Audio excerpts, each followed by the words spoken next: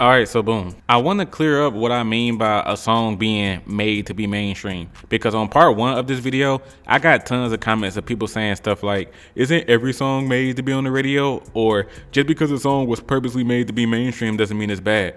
So I want to address both of these. One, no, not every song is made to be mainstream. When an artist wants to make a hit song, they have to be very aware of what style of music is hot in the media at the moment. What particular sound, cadence, flow, or song structure is popular nowadays. Then they try to replicate that into their own work. It can be something completely different from what the artist usually makes, but they're making it because they want a hit record. Another thing to note is that if an artist wanted a song to be very popular, they will release it as a single.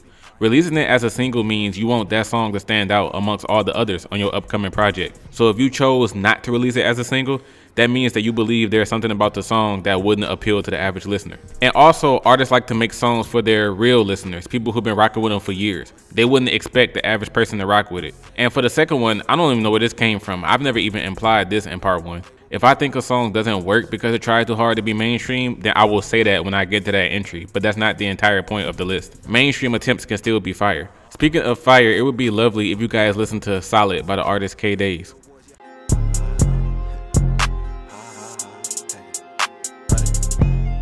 Always keep it real, keep it solid. Put that on my life, yeah, I promise. I cannot be fazed by your comments. No, do this shit for life, ain't no option. Way that I think it's too different, my homies, my brothers don't need no addition. Let K Days know what you think about the track and follow him on his social media for more music from him. And if you think this video was fire, like it, subscribe to the channel, and hit that notification bell.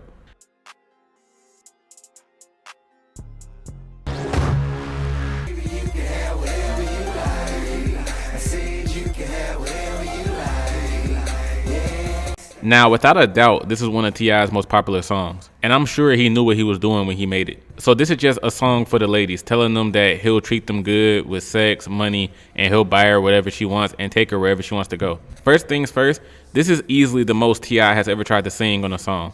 He has never tried to harmonize as much as he did on here. Anytime you want to pick up the telephone, you know it ain't nothing, drop a couple stacks on you. This nigga does not usually sound like this at all. He does not rap a single time in this song. The entire thing is him singing. Tip was certainly trying to get into his R&B bag for this one. And funny enough, it worked. Whatever You Like is a great song.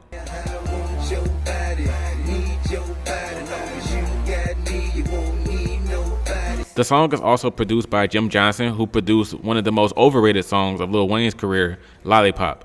Johnson really knows how to make a record sound like a hit because both of these songs were everywhere in 2008. Whatever You Like spent 7 non-consecutive weeks at #1 on the Billboard chart. And you can ask any casual person to name a song by T.I., and Whatever You Like would be one of the first songs that come to their mind. As someone who listens to a lot of T.I., I will tell you that he has never made a song like this since then. A song where he spends the entire track singing his heart out. The mind chick can have what she want, can go to it. No, he's never sounded like this since then. But if he were to try it, it could lead to another big hit. Who knows?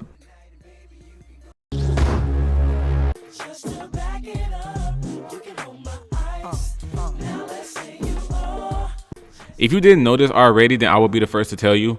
Nas is someone who does a very bad job at making a hit record when he tries to make a hit record. And when I say bad, I don't mean the song sucks. I just mean the songs are never as successful as you would think. And I think they all failed because the songs are transparent. You can just see that he was trying to go for mainstream appeal. One of the biggest examples of this is You Owe Me featuring Genuine. Now, notice I said featuring Genuine. This is not Genuine's song. This was Nas's idea. If it was the other way around and Nas only had one verse on here, it would be cool. But Nas spends the entire song talking about how good he looks, how much money he has, and telling a girl that she owes him something. Now, what does she owe her? Nas thinks that this woman owes him sex because he is allowing her to wear his chain. Look good enough to be taken shopping, earrings, bracelets, now you rocking. Your body's so nice that I give you this option, let you wear my big chain if we get it popping. The third verse of this song is where it really makes him come off as a huge perv. The first line is, lock you down, baby, you know what you owe me. I'm genuinely concerned for this woman's safety. Like, if she doesn't want sex, Nas is sounding like he about to just take it one way or another. And then the end of the verse is, make it bounce, shake it, move it around, wiggle it a little bit, throw it to the south. Fantasizing me inside you and you riding, throwing it like a stallion, you wearing my medallion. Like, shit like this is why Nas can't make a hit song because it doesn't match him at all. I know he has that nasty Nas persona like the song Uchiwali. Nas has made a few songs where he talks about like sex and women, but just like I said about Uchiwali in my songs that don't match the rapper style video, I'm sure people don't want to hear this from Nas. Owe me back like you owe your rent. Like, this is ridiculous. And this is on the Nostradamus album, which along with Big Girl are some of the worst songs he's ever made. I swear, man, the quality of Nas's music drastically declined with this album.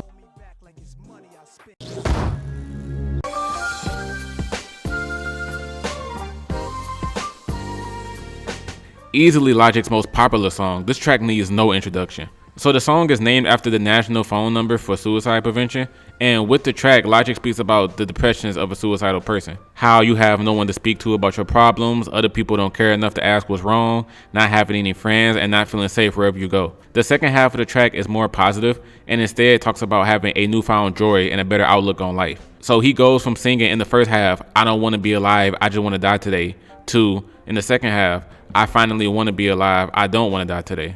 So truthfully, I feel like this is an obvious choice for this list. If you disagree with this being an obvious attempt at trying to reach as many people as possible, then you gotta have some strong persuasion skills. A song with such an important message like this would never be a deep cut on the album. This would have to be a single. If you really cared about promoting suicide awareness, you wouldn't make this a throwaway song. It has to be front and center on any project. Now, I understand the hate that Logic gets for this song from the who can relate, woo! And now he uses the song to brag about other stuff in his other lyrics, with the worst being the 1-800 then I killed a pussy who can relate line from Twisted. I can't even tell if Logic cares about the impact of the song anymore. That impact being massive, by the way, helping the lives of millions. But even with this song being so touching for many people, it was obvious that this was a song Logic went into saying that he wanted the song to be as big as possible. And artists don't go into the booth thinking that about every single song. I used to feel so devastated.